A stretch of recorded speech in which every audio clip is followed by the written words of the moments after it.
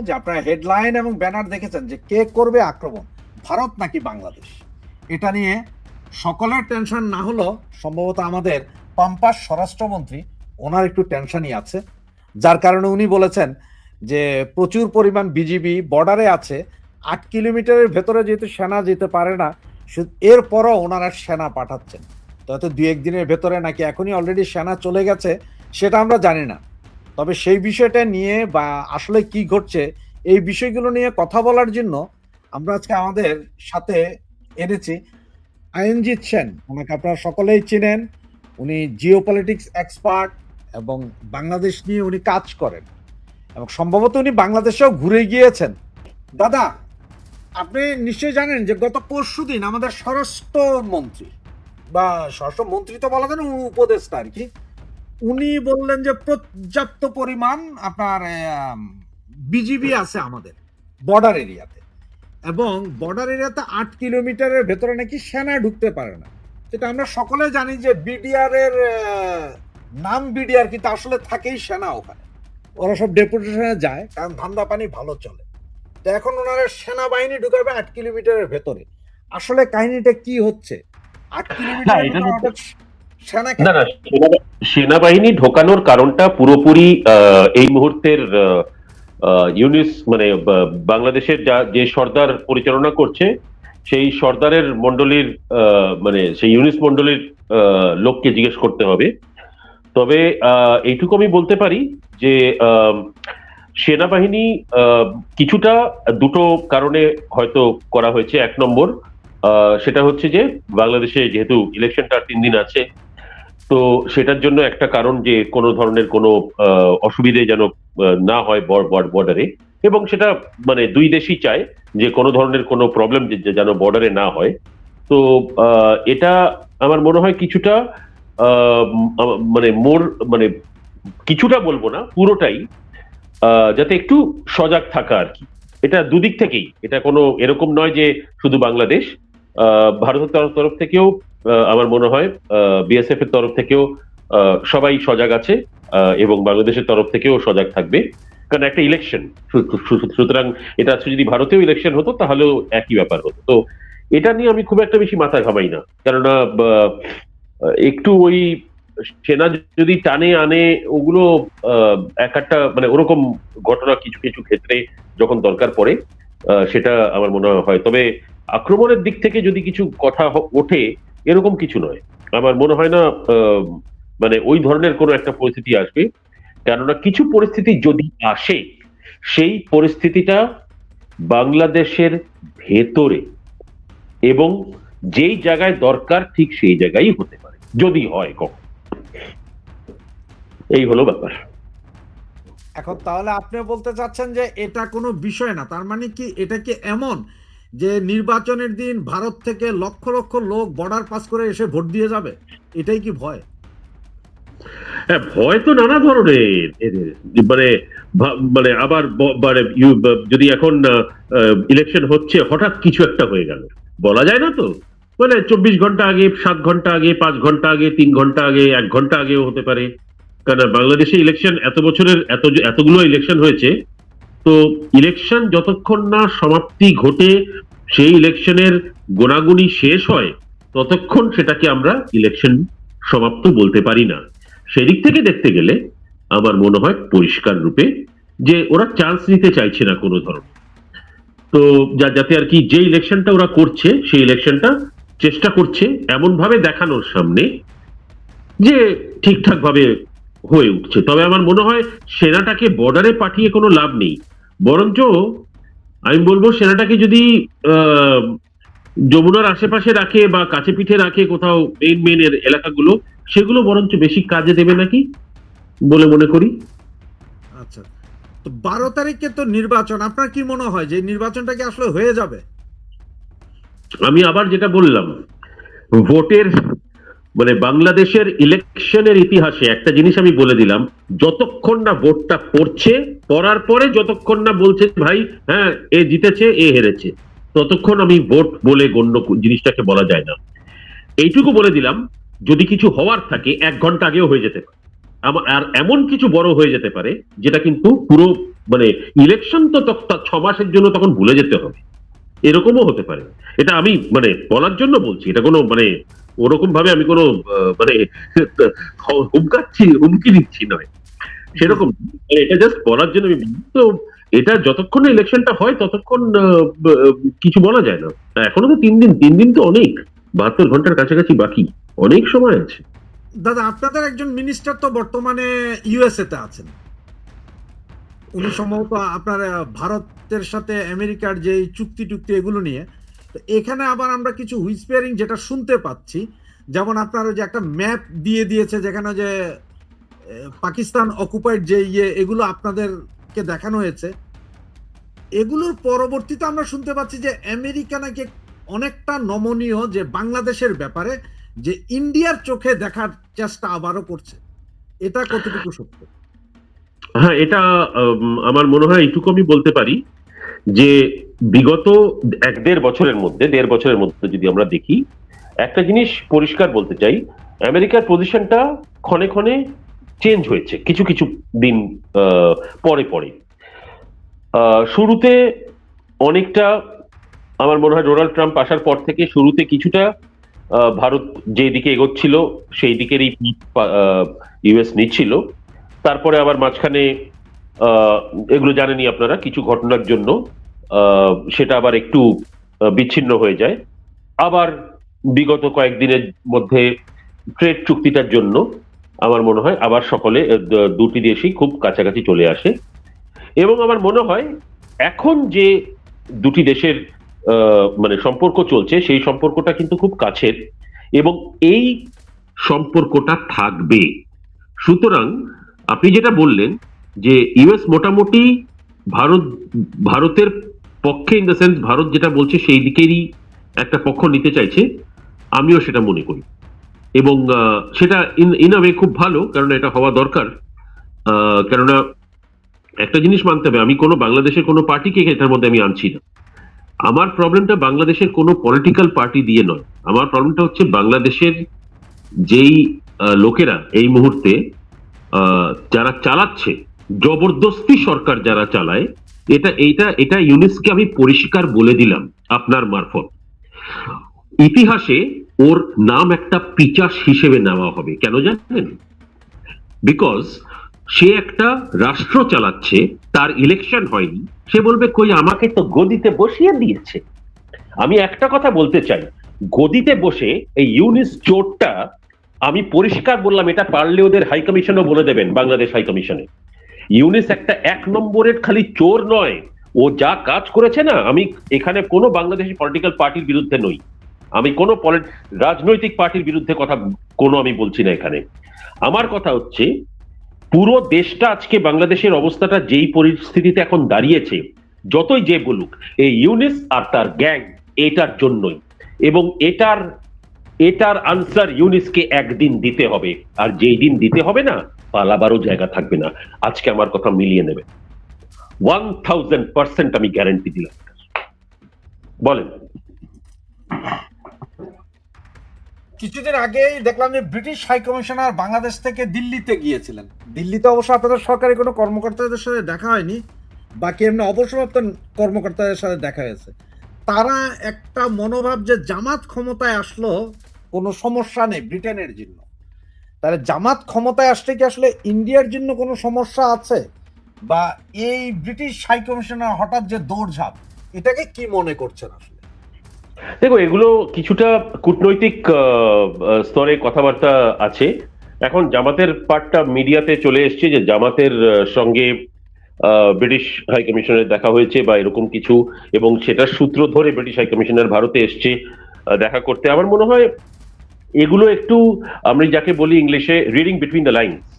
তো সেই দিক থেকে দেখতে গেলে আমার মনে হয় যতক্ষণ না পরিষ্কার করে বোঝা যাচ্ছে, আমার মনে হয় হাওয়ায় বলটা উড়িয়ে লাভ নেই। কেননা যেটাই হবে, মানে সেটা ব্রিটেনের পক্ষে থেকে হোক, কি আমেরিকার পক্ষে থেকে হোক, কি ভারতের পক্ষে থেকে হোক, যে যেদিকেই থাকবে সেটা কিন্তু তারা পরিষ্কার করে দেবে। যেরকম ভারতের পরিষ্কার আছে, ইউএস এরও মোটামুটি এখন পরিষ্কার হয়ে গেছে, পাকিস্তান তো নিজের ঘর পুরো পরিষ্কার করেই বসে আছে। সুতরাং বাকি দেশগুলো নিজের নিজের স্থানগুলোকে পরিষ্কার করে দেবে। মানে পরিষ্কার করে বলে দেবে ভাই আমি এর পক্ষে বা আমি এর পক্ষে নই, এরকম ব্যাপার। কেননা খেলাটা আমি একটা জিনিস আপনাকে আপনাকে বলে দিলাম, এই ইলেকশনে যে ইলেকশনটা করা হচ্ছে জি জি আহ, এই মহান আপনাদের ইউনিস গ্যাং এর দ্বারা, সেই ইলেকশনে 1 নম্বর, আহ, প্রথমত লিগালি ইলেকশনটা ঠিক নয়। দ্বিতীয়ত এরকম ভাবে জবরদস্তি পাওয়ারে এসে যদি কোনো দেশে ইলেকশন করা হয়, আমি কোনো বাংলাদেশের ভেতরের মধ্যে পড়ে আমি বাংলাদেশের ভেতরের কথা আমি বলতে চাইছি না, কিন্তু আমি যদি আন্তর্জাতিক স্তর থেকে জিনিসটা দেখি, একটা ইলেকশন করা হচ্ছে একটা দেশে, পার্শ্ববর্তী দেশ হোক কি দূরের দেশ হোক, যেই ইলেকশনটা করা হচ্ছে সেই ইলেকশন করার জন্য যেই পরিকাঠামোটাকে দরকার সরকারি স্তরে, সেই সরকারি পরিকাঠামোটা illegal. Yunus is a illegal person. ও যেখানে বসে আছে, কালকে কালকে ওর লুঙ্গি টেনে নিয়ে ওকে জেলের ভেতরে ঢোকানো উচিত। On what grounds is he occupying that place? আমি এইটুকু বলে, আমি যার জন্য আবার বলছি, আমার কোনো বাংলাদেশের কোনো পলিটিক্যাল পার্টির বিরুদ্ধে আমার কিছু বলার নেই। আমার পয়েন্টটা একটাই জায়গায় আছে, এই ইউনিস আর তার গ্যাং, আর এই গ্যাংদের মেম্বার কিছু এদিক ওদিক ছড়িয়ে রেখেছে। আমি একটা জিনিস বললাম, ভারতে যদি এই গ্যাংয়ের একটাকেও পাই, আমি গ্যারান্টি দিলাম বাংলাদেশে ব্যাক করতে দেব না, এখানেই পুঁতে রেখে দেবো, বলে দিলাম। আগামী প্রশ্ন বলুন। দাদা আপনাকে একটা কমেন্টস দেখাই, এই কমেন্টস গুলোর উত্তর আমরা সবসময় দেই, কিন্তু আমি তাদেরকে বুঝাতে পারি না। এই যে কমেন্টসটা দেখেন, অয়ন দাদা, ভারতের মতো একটি শক্তিশালী রাষ্ট্র ইউনুসকে হটাতে পারলো না। আজ আওয়ামী লীগের মতো একটি বিশাল দলকে বাহিরে রেখে নির্বাচন হচ্ছে, অথচ ভারত কিছুই করতে পারলো না। খুবই কষ্ট পাচ্ছি। আসলে এই যে কমেন্টস, এটা আসলে আপনি কিভাবে এদেরকে বলবেন? ঠিক আছে, দেখুন, এরা কি বুঝে এরকম কমেন্টস করে? না না না, এটা কিছু বোঝার ব্যাপার না, মানে এটা ন্যাচারালি একটা মাফ করবেন, সাধারণ মানুষের তরফ থেকে এরকম একটা প্রশ্ন আসতেই পারে। তবে ভারতের পজিশন বা ভারতের এটা পুরোপুরি ভারত সরকার তার কূটনীতির মাধ্যম দিয়ে কাজগুলো করা, এবং যেই দিক দিয়েই হোক, এটা সরকারের ডিসিশন, এটা আমার ডিসিশন নয়। দ্বিতীয়ত, কারণ আমি এখন অব্দি যে কমেন্ট গুলো আপনার এখানে করেছি সেগুলো পুরোটাই পার্সোনাল কমেন্ট আমার। দ্বিতীয়ত, এই ধরনের ন্যাচারালি একটা মেসেজ আসতেই পারে, এখন ভারত কিছু করলো না, না করতে পারে, না কিছু হতে পারে, এখন অনেক কিছুরই সময় আছে। কিন্তু ইলেকশনটা, একটা জিনিস মাথায় রাখবেন, পরশুদিন ইলেকশন হয়ে যাচ্ছে, দুদিন পরে ইলেকশন হয়ে যাচ্ছে, তার মানে এটা নয় যে তারপরের দিন পার্লামেন্ট শুরু হয়ে গেল। আপনাদের সময় আছে, ওই সময়টাও অনেক, এবং ওই সময়ের মধ্যে কিন্তু আরো অনেক কিছুই হতে পারে, এইটুকুও বলে দিলাম। হয়তো দেখলেন একদিন ইউনিস গায়েব হয়ে গেল, খুঁজে পাওয়া যাচ্ছে না বাংলাদেশি ইউনিসকে, কোথায় গেছে কোথায় গেছে, দেখা গেল ওই ডাবের গাছে উপরে উঠে বসে আছে, নামবে না বলছে, বলো কিসের জন্য, আর আমি দেশ চালাতে পারবো না বলছে, এরকম হতে পারে। বা হয়তো আমেরিকা পালিয়ে যেতে পারে, কোনো ঠিক নেই ওর, ওর এখন ওর কোনো ঠিক নেই। আমেরিকা পালিয়ে গেলে ওর ওর অবস্থা খারাপ, কারণ ওই বুঝতে পারবে না কোথায় যাব কোথায় না না যাবো, কারণ কয়েকটা দেশ ছাড়া আর কোনো দেশে যেতে ঠাই পাবে না, ওখানে গেলে আর ও নেই, থাকবে না, হাওয়া হয়ে যাবে। হ্যাঁ বলুন। এখন আমার যেটা মনে হয় যে এই যে যারা লিখে আর কি, যে আপনার ইয়ে করেন ইন্ডিয়া কিছু করলো না ভারত, আমার যেটা থিওরি বা এরা এই জিনিসটা চিন্তা করে কিনা, দেখেন আপনার সিরিয়াতে তো রাশিয়ান এয়ারবেস ছিল, রাশিয়ার বিভিন্ন সামরিক স্থাপনা ছিল, এরপরেও তো 15 দিনে বাশার আল আসাদকে পালিয়ে যেতে বাধ্য হয়েছে, সে মস্কোতে যে থাকতে হইলো। চায়না এবং রাশিয়ার বেস আছে আপনার ভেনিজুয়েলাতে, এরপরে আমেরিকা এসে ভেনিজুয়েলার রাষ্ট্রপতিকে তুলে নিয়ে গেল। কিন্তু ইরানে কেউ কিছু করতে পারলো না, কারণ ইরানের সব হইলো, কিন্তু ইরানের যে রিজিম, খোমেনির যে রিজিম, তারা খুব স্ট্রংলি ধরে ফেললো, তারা কি যাকে তাদের উৎখাত করতে পারলো না বা তাদেরকে কিছু করতে পারলো না। কারণ এই যে বাংলাদেশের যারা আমার ভাইয়েরা যারা লিখে যে ভারত ভারত ভারত কি এসে কি আসলে কি যুদ্ধ করে কাউকে বসাই দিতে হবে? বা ভারতকে এসে যুদ্ধ করে কাউকে পাঠাই দিতে হবে এই দেশ থেকে? এটা কি সম্ভব নাকি?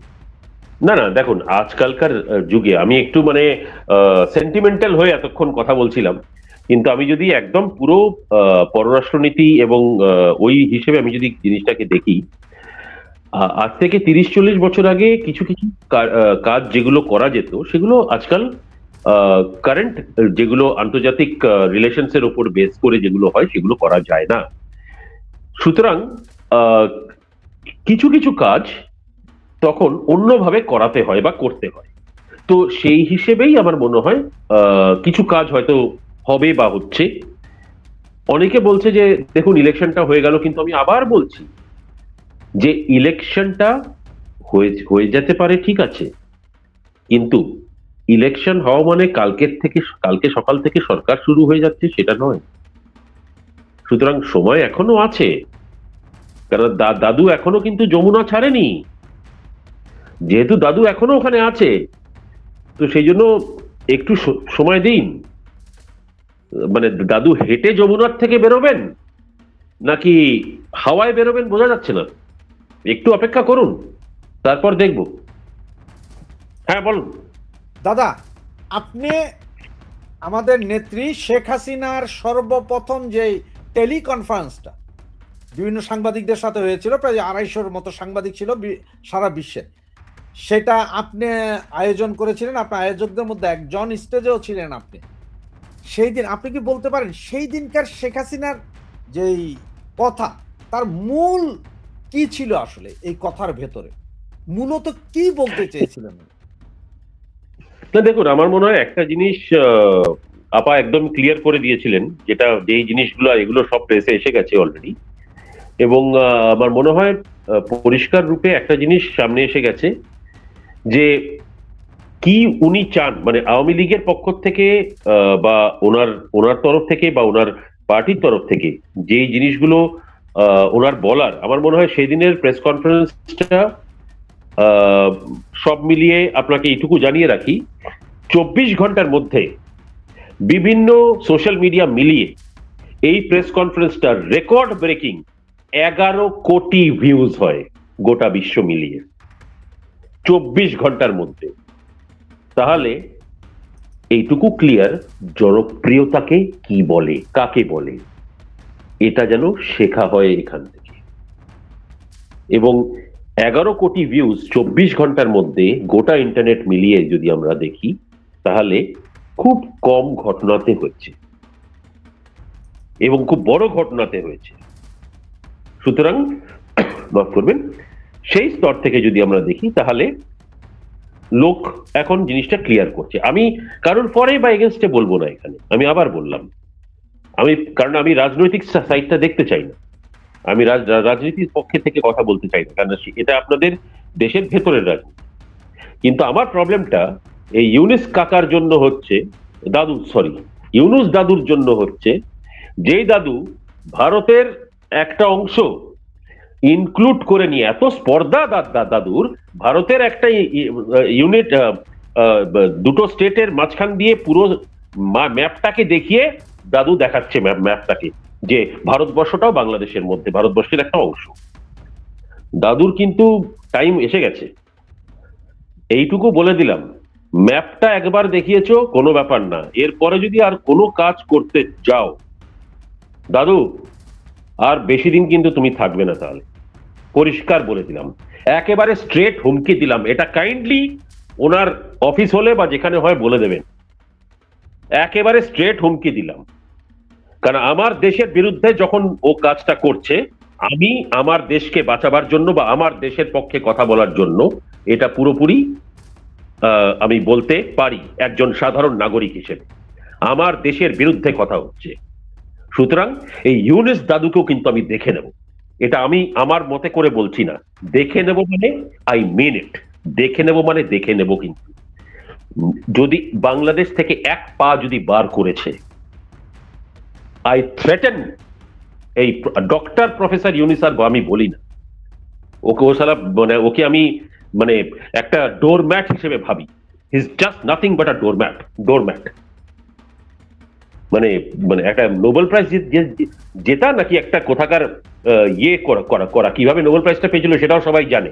এনিওয়ে ওগুলোতে আমি আর যাচ্ছি না, কিন্তু এইটুকু বলে দিলাম, ভারতের কোনো অংশ যদি বাংলাদেশের চত্বরের মধ্যে দেখানো হয় এইভাবে একটা বিদেশি ইয়ের সামনে, ইউনেস কাকু দাদু যেই হোক, ছেড়ে বলবো না। আমি ধমকি দিচ্ছি না, বা আমি কোনো ধরনের কোনো এখানে মানে স্টেটমেন্ট করার জন্য করছি না, আমি কিন্তু করে দেখিয়ে দেবো, বলে দিলাম পরিষ্কার, একেবারে স্ট্রেট হুমকি। প্লিজ রাশেদ ভাই, আপনাকে আপনার কাছে অনুরোধ রইল, এটা যেন যমুনাতে পৌঁছে যায়। এই দাদুর আমি লুঙ্গি খুলে খুলে ফেলে দেবো, কিন্তু বলে দিলাম। অয়নদা, ভোটের নির্বাচনের আছে আর মাত্র 60 ঘন্টার মতো, 60 আওয়ার্সের মতো। এখন এই 60 আওয়ার্সকে যদি আমরা ধরি, তাহলে ভোটের আগে আর পরে, মানে 12 তারিখ যদি ভোট হয়, 13 তারিখ, 14 তারিখ, 15 তারিখ, এমন কোন ইনফরমেশন কি আপনাদের কাছে আছে যে এই ভোট নিয়ে একটা অরাজক পরিস্থিতি হতে পারে? এরকম কোন ইনফরমেশন কি পাওয়া গিয়েছে কি? আমি আপনাকে আবার জানাই, এবার ভোটের দিকে আপনাদের যা পরিস্থিতি, এখন সময় আছে 60 ঘন্টা, আপনি নিজেও বললেন। জি, আমি আবার বলছি 1 ঘন্টা আগেও কিছু একটা হয়ে যেতে পারে, এটারও তো সম্ভাবনা হতে পারে। হয়েছে পাস্টে, আমি এটা হবে বলে বলছি না। হ্যাঁ, মানে পাস্টে, যেহেতু পাস্টে এরকম ঘটনা হয়েছে, তো সেটা ধরে চলাই ভালো আমার মনে হয়। যে আমি এখন থেকেই চোখ বন্ধ করে এটা ভাববো না যে ঠিক মতো ইলেকশনটা হয়ে যাবে। যদি হয় হবে, কিন্তু মানে হবেই এই মুহূর্তে বলাটা আমার মনে হয় একটু তাড়াতাড়ি বলা। কারণ আরেকটু আগাক, সময়টা আরেকটু যাক, দেখা যাক কি হয়। দাদা, আপনি তো সেই 5ই আগস্টের পর থেকেই আপনি কন্টিনিউয়াসলি ইয়ের সাথে আছেন, যে আওয়ামী লীগের সাথেই আছেন, বা আপনি আপনার দেশের স্বার্থে দেশের পক্ষেই আছেন। তো আওয়ামী লীগ একটা বৃহৎ দল, তাদেরকে ইলেকশনে আনা হয়নি, যেখানে আমাদের নেত্রী শেখ হাসিনা তিনিও দ্ব্যর্থহীন ভাষায় বলেছেন যে no vote, no vote, vote কেন্দ্রে কেউ যাবেন না। সজীব ওয়াজেদ জয়, উনিও বলেছেন, ভিডিও বার্তা, উনি তো সরাসরি লাইভে এসে বলেছেন, ভিডিওতে এসে বলেছেন। এরপরেও আপনি হয়তো খেয়াল করছেন যে আওয়ামী লীগের 300 জন এমপি, 2000-এর উপরে আপনার কমিশনার, চেয়ারম্যান, উপজেলা চেয়ারম্যান, বিভিন্ন কমিটির বড় বড় পদধারী, এরা কেউ কিন্তু এখনো ভিডিও লাইভ করছে না। যে 30 সেকেন্ড একটা ভিডিও দিবে যে নো ভোট, বা আপনারা কেউ ভোট কেন্দ্রে যাবেন না, এই ধরনের কথাগুলো বলছেন না। এটার কারণটা কি? দেখুন, এটা আমার মনে হয় পুরো, এটা দেখুন, আওয়ামী লীগের ভেতরের মানে এটা সাধারণ বেসিক্যালি, পাবলিক হিসাবে বলেন আপনি। না দেখুন, সাধারণ পাবলিক হিসেবে আমি ডেফিনেটলি এটা চাইবো যে মানে যদি আজকে আমি বাংলাদেশি নাগরিক হতাম, তাহলে আমি এটা দেখতাম যে আহ, আপা এটা বলেছেন, তাহলে দলের অন্য কেউ কেন এটাকে মানে এটার সঙ্গে চলছে না, বা কয়েকজন চলছে, হয়তো কয়েকজন চলছে না, হ্যাঁ, ন্যাচারালি এরকম একটা ইয়ে থাকতো। কিন্তু আমার মনে হয়, আমি তাও সব মিলিয়ে দেখতে গেলে আহ এমন এখন এমনটা স্থিতি নয় যে উনি বলেছেন। এবং আরেকটা জিনিস আপনাকে মনে করিয়ে দিই, 93% বেশি জেলের মধ্যে যারা আছে তারা কিন্তু ভোট দেয়নি। সুতরাং নো ভোট, নো ভোট, যেটা আপনি আওয়ামী লীগ নেতৃত্বর কথা বলছেন, আমি এখানে নেতাদের কথা আনছি না। আলটিমেটলি মেসেজটা কার জন্য? মেসেজটা জনগণের জন্য। একটা পার্ট শুনিয়ে দিল, এবং আপনাদের মতো লোকেরা যারা বাইরে থাকেন, এখন সেখানেও তো ভোটিং পাওয়ারটা আছে, হোয়াট এভার, মেল মারফত, সেটারও পার্সেন্টেজটা কিন্তু অত্যন্ত লো। আমি 78% দেয়নি। হ্যাঁ, তাহলে তাহলে হয়ে গেল তো খেলা। এবার রইল বাকি বাংলাদেশের ভেতরে। সেখানে আমার কাছে এটাও খবর আছে যে এরা বলছে, মানে এমনকি হিন্দুদের ঘরে ভেতরে ঢুকে তারা বলছে যে ভোট দিতে হবেই গিয়ে, সে তুমি যাকেই দাও, কিন্তু তোমাকে লাইনে দাঁড়াতে হবে, ভোট দিতে হবে। মানে ভোট দেওয়ার জন্য প্রায় বন্দুক তুলে বা ছুরি মেরে, ছুরি দেখিয়ে বলবে ভোট দাও। মানে ভোট তুমি ABC যাকে ইচ্ছে দাও, কেননা দুনিয়াকে দেখাতে হবে এটা একটা ডেমোক্রেটিক ইলেকশন হচ্ছে। ডেমোক্রেটিক ইলেকশন, মাই ভোট। এইসবের কোনো এইগুলো, এটা ডেমোক্রেসি নয়, এটাকে আমি বলি ইউনিসোক্রেসি। নতুন নাম আজকে দিলাম, চলুন। এই ইউনিসোক্রেসির এই নামটা কিন্তু অনেক কাল ধরে চলবে, শুধু বাংলাদেশ নয়, এটা ভালোভাবে আসবে। এবং এটা একটা ধরনের সিচুয়েশন, যেই ধরনের সিচুয়েশন দিয়ে ইউনিস করে দেখালো যে দেখো এইভাবে কিন্তু করতে পারা যায়। মানে দিস ইজ নাথিং বাট মানে একেবারে একটা ফার্স। ভোটের যে অবস্থা দাদা, আপনাকে একটা ছবি দেখাই। এই যে ভদ্রলোক, উনি ঢাকা সিটিতে এসেছেন, এসে এই ঠিকানাটা খুঁজছেন যে এই ঠিকানাটা কোথায়। তখন ওনাকে যখন জিজ্ঞেস করা হলো যে কেন, কি ব্যাপার, তখন সে বললো যে আমাকে তো ভোটের জন্য আসতে বলছে জামাতের লোকজন, আমাদের এলাকা থেকে আমাদেরকে ভোট ট্রান্সফার করে ঢাকায় নিয়ে এসছে। এখন আমি তো জায়গাও চিনি না, কোথায় যাব, কিভাবে ভোট দিব। অবস্থা দেখেন ভোটের। মানে ওরা প্রায় 20 লাখ লোককে নাকি ঢাকা সিটিতে ট্রান্সফার করে দিয়েছে, 20 লাখ ভোটার জামাতের বিভিন্ন অঞ্চল থেকে। তো এ হচ্ছে যে ভোটের অবস্থা দাদা। এখন ভারত ভারত কি বাংলাদেশের উপরে এখনো নজর রাখছে, নাকি একটু ঢিলা পড়েছে বর্ডার অঞ্চলে? না, বাংলাদেশের দিকে নজরটা ভারতের আগেও যেমন যেমন ছিল এখনো তেমন আছে। আমরা কখনো বর্ডার অঞ্চল হোক বা যেখানেই হোক, আমরা যেখানে নজরটা আমাদের থাকে, ভারত সেখানে নজরটা পুরোপুরি সবসময় রাখে। এবং এটা আমাদের ফোর্সেস থেকে শুরু করে সরকার পর্যন্ত এই জিনিসটা পুরো সুন্দর করে আমাদের নির্বাহ করা হয়, এবং এই ব্যাপারে কোনো প্রবলেম নেই।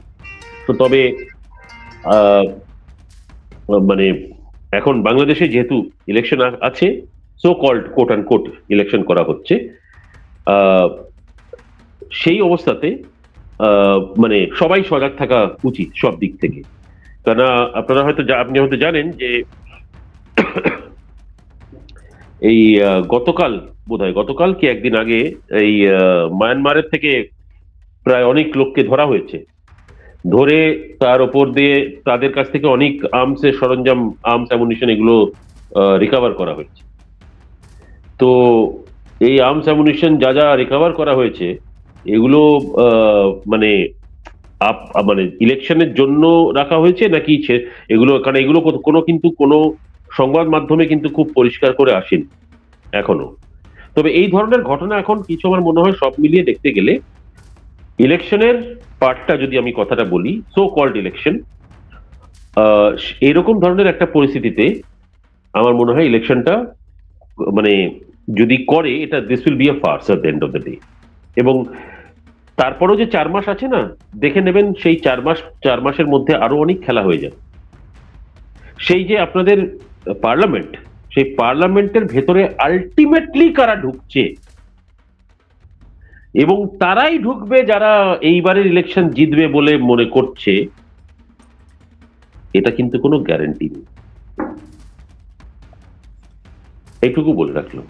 দাদা একজন ভাই লিখেছে, দাদা ভারতের কাছে মিনতি, যেহেতু ভারত 55 বছর আগে বাংলাদেশকে জন্ম দিতে সাহায্য করেছিল, আজ এই মহাবিপদে যেন বাংলাদেশটাকে রক্ষা করে প্রকৃত বন্ধুর কাজটা করে।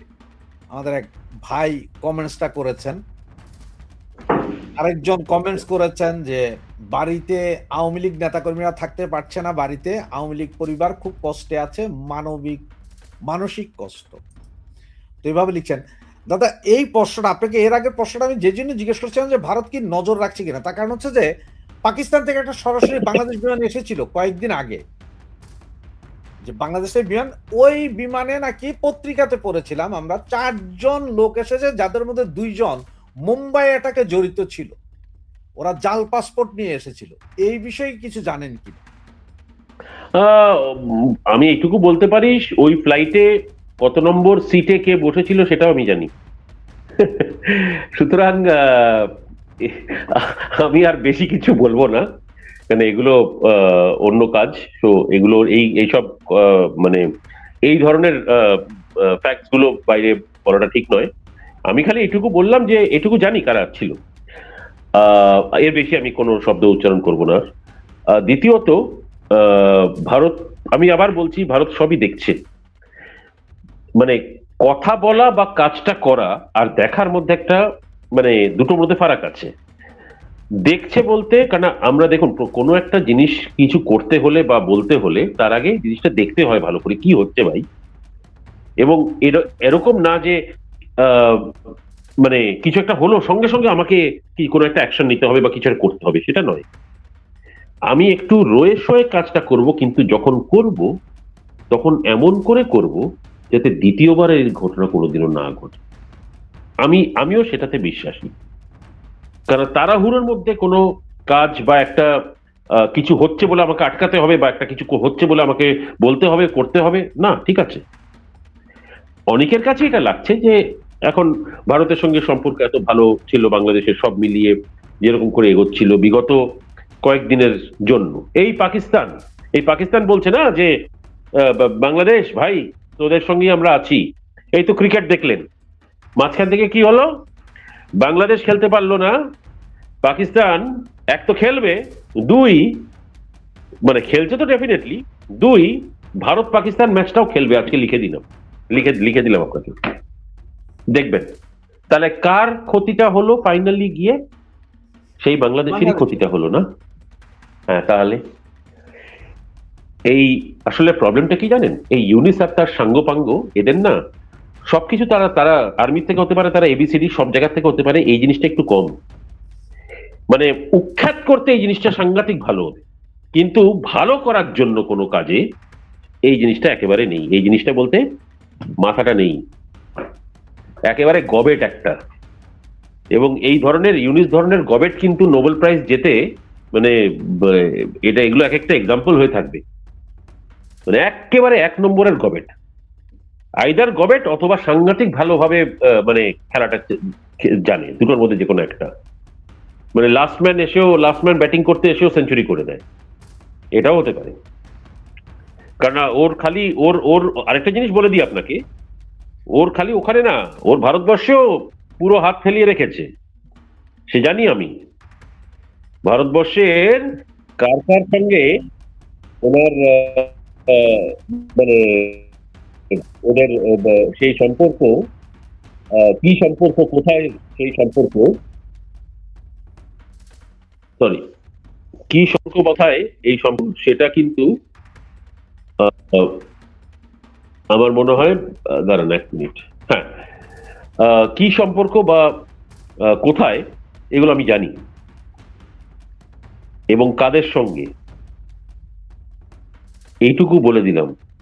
যেদিন ইউনিস সরবে না, আপনি কিছু খবর ভারতের ভেতর থেকেও পাবেন কিন্তু, মানে বাংলাদেশ তো আছে, কিন্তু ভারতের ভেতরেও কিছু কিছু লোককে এরা ফিট করে রেখেছে, আমি জানি।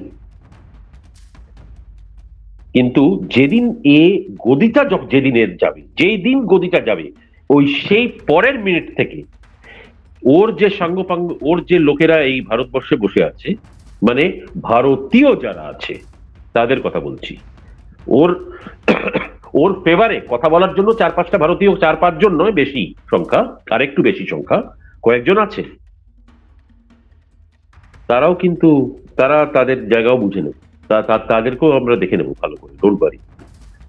কিন্তু তারা কোনো, মানে ভগবান ভালো করুক তাদের, তারা থ্যাংক গড কোনো উল্টোপাল্টা কাজ কিছু করেননি, শুধু মানে সঙ্গটা দিয়েছে, আর কিছু না, কয়েকজন হাতে গোনা, কয়েকজন, চার পাঁচ ছজন সাতজন, কলকাতায়ও আছে এবং দিল্লিতেও আছে এবং দু একটা স্টেটেও আছে। তবে আহ, আমি এটুকু বলবো, একটা জিনিস জানেন, অন দ্য হাইন্ড সাইড, যদি ইলেকশনটা হয়ে এবিসিডি জিতে যায়, যেই যেই জিতুক, এটা ইলেকশনটা মানে first election, no doubt on that, কিন্তু সবচেয়ে আগে, আমি আবার বলছি, আমার কোনো রাজনৈতিক পার্টির সঙ্গে এখানে আমি কথা বলছি না, সবচেয়ে আগে বাংলাদেশ থেকে যদি কাউকে তাড়াতে হয়, একজন অন্য দেশের নাগরিক হিসেবে, আমি আপনাদের দেশটাকে স্টাডি করার পরে আমি এটুকু বলবো, তা আপনারা হয়তো ভিন্ন মতে কথা বলতে পারেন, আমি সবচেয়ে প্রথমে ইউনিসকে লাথি মারব। কারণ at the end of the day, he did not save the country, he demolished the country. He sold your country to foreigners. ও আর 1500-1600 খ্রিস্টাব্দে যেই ধরনের কিংডম চলতো, যেরকম করে আক্রমণ করে তারপরে কিংডম গুলোকে তখনের ওখানের লোকেরা বিক্রি করে দিত, he is nothing but actually, he is not just a সুদখোর, হি ইজ আ দেশ বিক্রি করা লোক, he is a person who can sell his own mother. এই হচ্ছে ইউনুস আপনাদের, এইটুকু বলে দিলাম। দাদা আমরা শুনতে পাচ্ছিলাম বেশ কিছু ইউটিউবে আছে বা অনেকেই লিখছেন যে ভারত সরকার যে কোনো মুহূর্তে ওই আপনার খাদ্যপণ্য বা যত রপ্তানি আছে বাংলাদেশ সবটা বন্ধ করে দিতে পারে, এবং সেই জন্য নাকি বিভিন্ন স্টেটে আপনাদের ওই যে তো চিঠি পাঠাতে হয় যে সকলের অনুমতি নিয়ে তারপরে। এটা নাকি অনেকগুলো আসছে, কিছু আসে নাই, কথাটা কি সত্য কিনা? না, আমি বলবো দেখুন, খাদ্যপণ্যর পার্টটা যেটা আপনি বললেন এটা এখন কিছুটা আহ, আহ, মানে আমি এটুকু বলবো, সত্য মিথ্যে দিয়ে আমি এটার মধ্যে যাব না। একটাই কথা বলবো, যতক্ষণ না ভারতবর্ষের কেউ কোনো মানে সরকারের তরফ থেকে অফিসিয়ালি কোনো জিনিস ঘোষণা করা হচ্ছে, ততক্ষণ সেটাকে সত্য বলে আমি মানি না।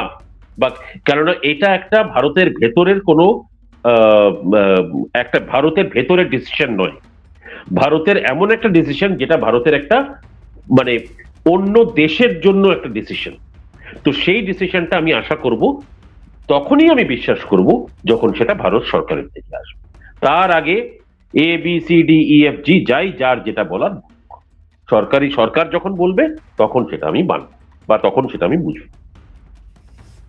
ধন্যবাদ দাদা। দাদা আপনি আমাদেরকে সময় দিয়েছেন, এরপরে আবার আপনার আরেকটা ইন্টারভিউ আছে, তারপর আপনি সময় দিয়েছেন আমাকে, এর জন্য ধন্যবাদ।